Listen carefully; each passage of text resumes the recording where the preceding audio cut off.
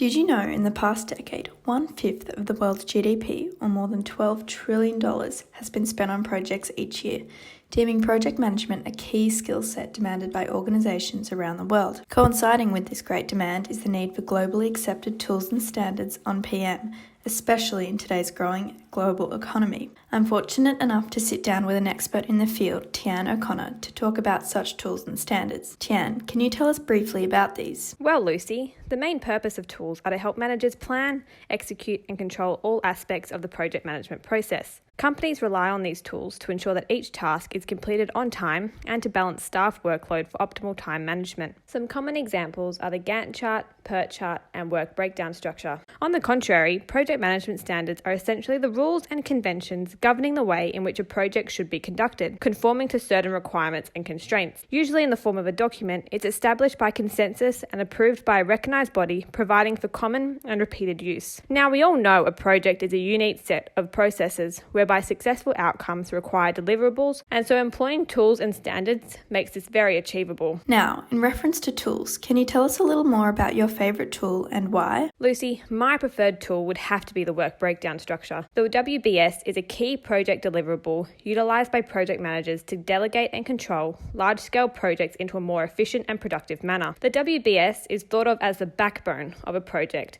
helping the transition of work from passive to action. This tool is my favourite due to its similar structure with the hierarchical system, where tasks are divided equally within the team. It's usually developed through a simple flowchart or table that outlines each necessary stage of the project. Commonly, 3 levels are used: project goal, project objectives, and activities. This allows for a simple planning process, achievable milestones to be accomplished throughout the development, and greater evaluation of each task, giving confidence in the stakeholders of the project. The WBS allows for a project scope to be developed in order to provide a streamlined outlook on the entirety of the project, allowing greater time to be used in preparing the structure. However, I think that H. Vaan hits it on the head with the importance of a WBS.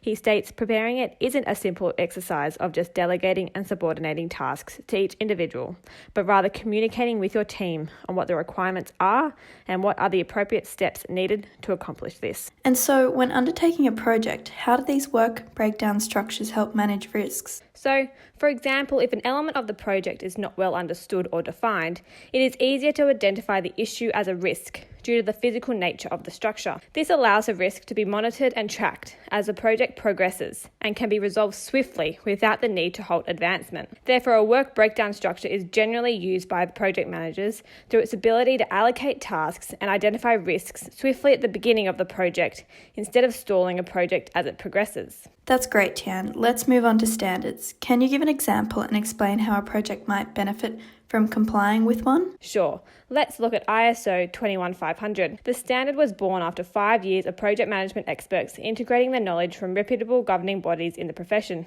such as PMI and IPMA. It provides guidance on the concepts and processes of project management that are important for the successful realisation of projects. And it's no secret, structured application of knowledge and good practices proves for better project performance. Consistent with PMBOK, ISO 21500 enables the individual, the organisation, and all of the project stakeholders to speak one language in project environments. And yes, that does include cross-borders with multiple nationalities and organisations involved. That's the beauty of the International Standard Organisation. Instantly recognised worldwide, it's rich in history for instigating effective project management. Sounds great, Tian. So what exactly does it have to offer? Well, Lucy, it consists of 4 main clauses: the scope of the guideline, terms and their definitions pertaining to increased communication dynamics, descriptions of the project management concepts, and finally, the key inputs and outputs for 39 project management processes. And perhaps this is what's so unique about the standard. It defines the processes, inputs and outputs, but not the tools and techniques, which is precisely where Agile fits in, a practice that is becoming increasingly more predominant and favourable. And so what are the advantages of complying with this standard? There are several. Having identical processes for all projects ensures the employees and managers synchronise their work and minimise shortcomings. ISO 21500, therefore, does not discriminate between project size. In other words, Quality is a unanimous expectation. Making for a competitive edge, it increases customer satisfaction and bolsters team growth and development, offering the potential to drive organisational maturity to the next level, which is actually a common weakness in team projects. Well, Tian, it's been great having you share your insights. Thanks for speaking with me.